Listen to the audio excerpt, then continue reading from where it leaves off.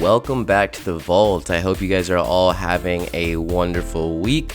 Today, I just want to talk with you guys about backlogging and the power of it. I know later this week we have Doom: The Dark Ages dropping, and yeah, it's I think it's gonna be pretty good. It's another $70 game. It's like, do we really need to spend our money on that? So I'm here to tell you the answer to that. If you really want to, sure, but no, of course you don't have to. And I'm sure that many of you, like myself, actually have a pretty sizable backlog of awesome games that are just waiting to be played. So yeah, let's kind of delve into that topic. Feel free to like and subscribe. Also, if there's any games in your backlog that you are trying to get to, or games you have recommendations for me to maybe download or play when it's on sale, please let me know. But yeah, let's go ahead and get into it. So yeah, backlogging, I believe, it's your friend. It's there to keep you warm on a cold night. When the budget is low, just going back and thinking about, wait a second, I purchased this awesome game. Why don't I give it a shot now? And you might be surprised in the amazing time that you might have.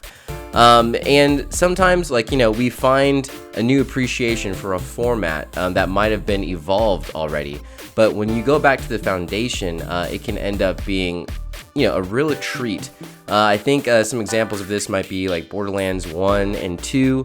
Arguably, I know that the gameplay mechanics themselves is not necessarily up to snuff. But the way the game is put together and how tightly it's woven still brings a lot of joy to people. And of course, the villain, Handsome Jack in Borderlands 2 especially, really just takes the show. That is actually a game that I need to go back to. I hardly remember even playing it. I think I actually only got like halfway through. But that's kind of a good example of a game that going back to is nice. I also have some buddies that recently played Anthem, and I know that when that game came out, it was a train wreck. I was so excited for it, and then, I was not about to spend $60 at the time after everything, all the reviews came out, and it just completely tanked. Well, I mean, you can now pick up that game for like $5. And yeah, I have a couple friends that went to it recently, and they're actually having a blast. And it's kind of funny when you play a game that was just smashed and considered a train wreck. Years later, when no one is dogging on it anymore, the energy is just gone. The negative energy is gone. And it's now this thing that can just be appreciated for what it does right. And the one thing that seemed to be echoed between them is the fact that actual way the game plays is excellent. The art design, the style, it's beautiful.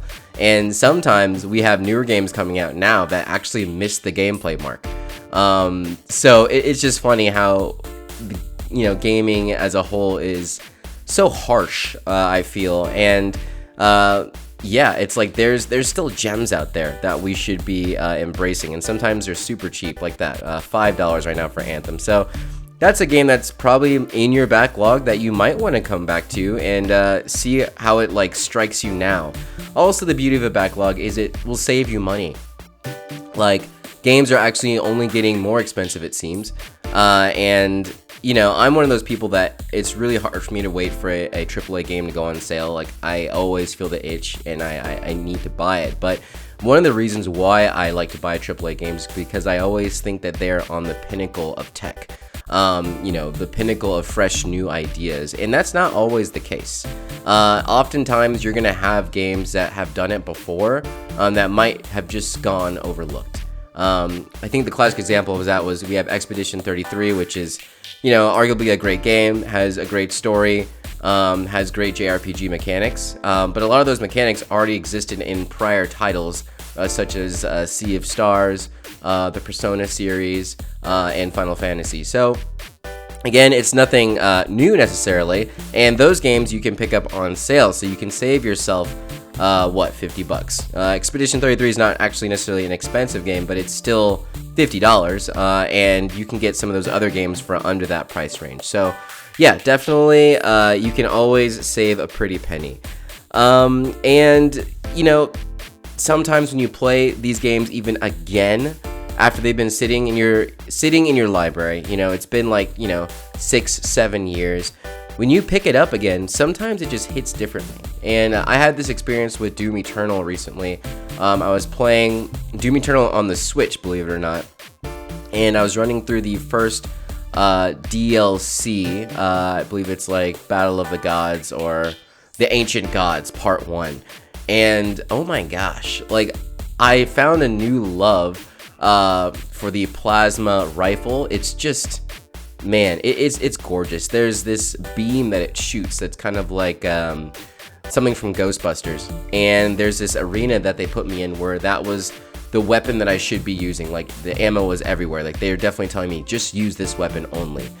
And man, I had so much fun. It was a blast, and it allowed me to play the game in a completely different light, running at 30 FPS on the Switch, yet still having just an awesome time.